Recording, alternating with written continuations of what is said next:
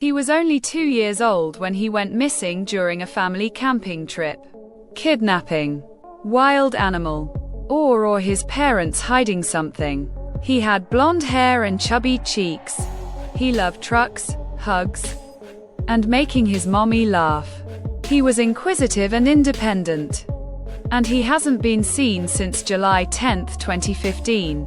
Subscribe our channel if you are interested in true crime stories, such as solo murder stories, kidnapping stories, or any other stories like this. Let's go back to the story now.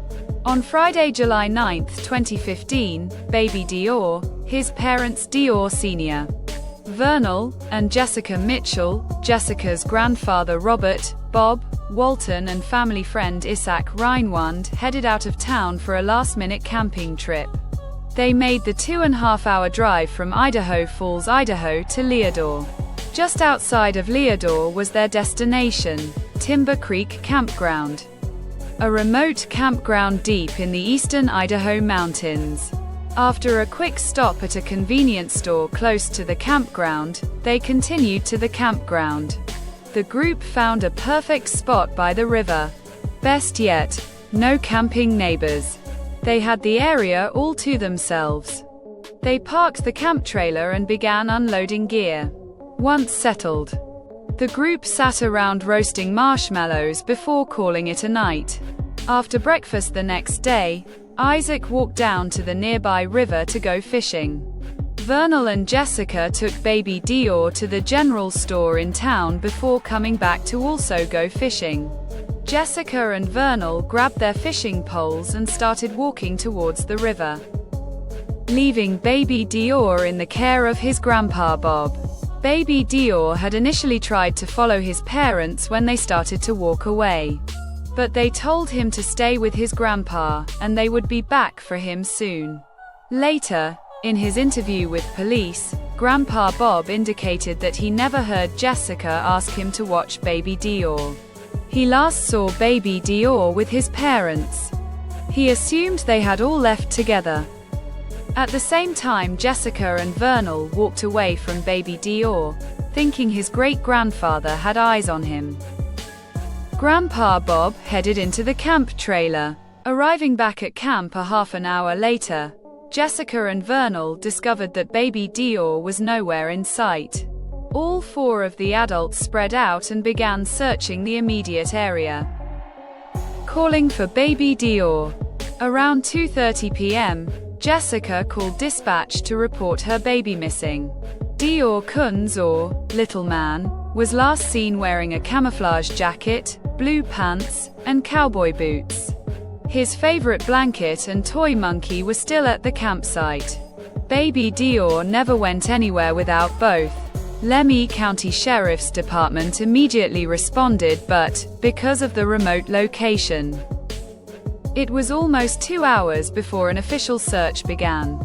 Since the campsite was so close to the river, the search focused there. Divers began an extensive search of the water and the area surrounding it.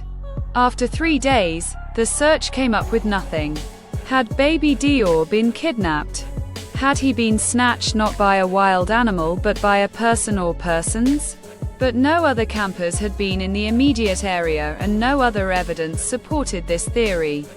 Months went by and no new information had developed. Local authorities were at a loss as to where Baby DeOrr could be. Was he even still alive?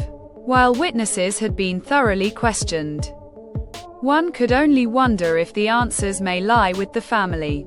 Each member from the camping trip had inconsistent and varying accounts of what happened that day.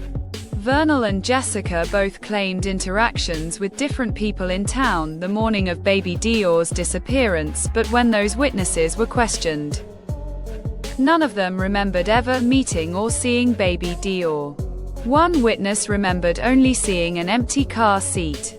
Vernal and Jessica also failed their respective polygraph tests.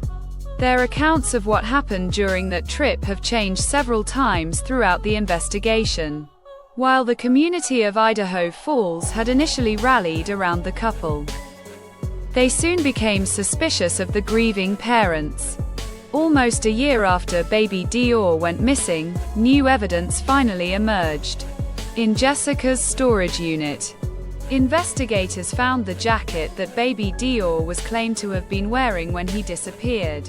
Just a few months after this find, Vernal and Jessica were officially named suspects in the disappearance of their son. Grandpa Bob and Isaac Reinwand were named persons of interest. The Timber Creek Campground, where the Kunz family had been staying, was surrounded by 4.3 million acres of forest. It became horrifyingly clear that a wild animal may have snatched Baby DeOrr. Bears, wolves, and mountain lions roamed the area, and Baby DeOrr weighed only 30 pounds. The possibility was extremely high for this scenario. But if a wild animal had snatched Baby DeOrr, something would have been found, such as blood or torn clothing. And if dragged away by an animal, Baby DeOrr's screams would most certainly have been heard by the family. Investigators believe Baby DeOrr met with foul play either during the camping trip or maybe even before. Some think that Baby DeOrr never even went on the camping trip. He may have been missing before, and the trip was used as a decoy. A private investigator hired by the extended members of the Kunz family concluded that Baby DeOrr was either murdered or accidentally killed at the hands of his own parents. As of today, no charges have been brought and Baby DeOrr remains missing. In July 2023, Baby DeOrr's grandmother, Tina Clegg, released a statement. Today marks 8 years of this ongoing nightmare. I still have faith and pray for answers every day. I remember all the great times, laughs, and your beautiful eyes and smile. I have and will never give up hoping for the answers until the day I die. I give great thanks to everyone who still helps with looking and keeping positive thoughts and prayers in the name of Baby DeOrr. I am eternally grateful for all law enforcement that continues to help seek for the answers to the nightmare at Timber Creek Campground. I love you, Baby DeOrr, today, tomorrow, and for eternal.